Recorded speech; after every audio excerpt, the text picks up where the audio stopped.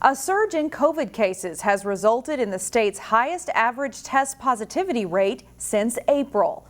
The positivity rate is at 7.3%, well above the state's caution threshold. The impact is being felt by area schools. And some schools are trying to ramp up testing to keep in-person learning going. Minnesota extended its grant program until October 15th to help fund testing kits for students and staff. As reporter Sonia Goins explains, the Robbinsdale School District is one of those trying to curb case growth. So this is the Vault test kit. This school year, the Minnesota Department of Health and Minnesota Department of Education are teaming up to make free COVID-19 tests available for students and staff. The Robbinsdale School District applied for a grant to expand its testing program. So we were awarded $660,000, roughly around that area, that we'll be using to increase the amount of tests that we have, to help with COVID testing coordination, supplies.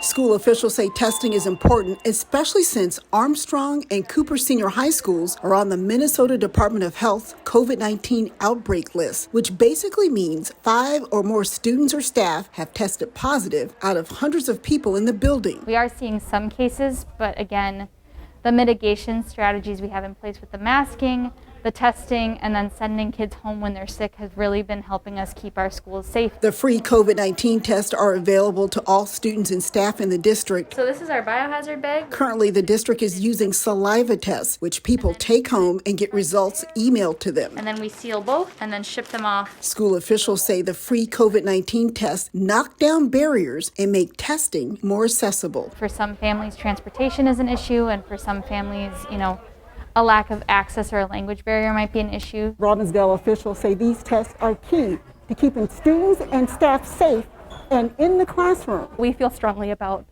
helping really reduce cases by catching either symptomatic students or students or staff that may not be symptomatic, but that we can really prevent spread in by catching. In Plymouth, Sonia Goins, CCX News.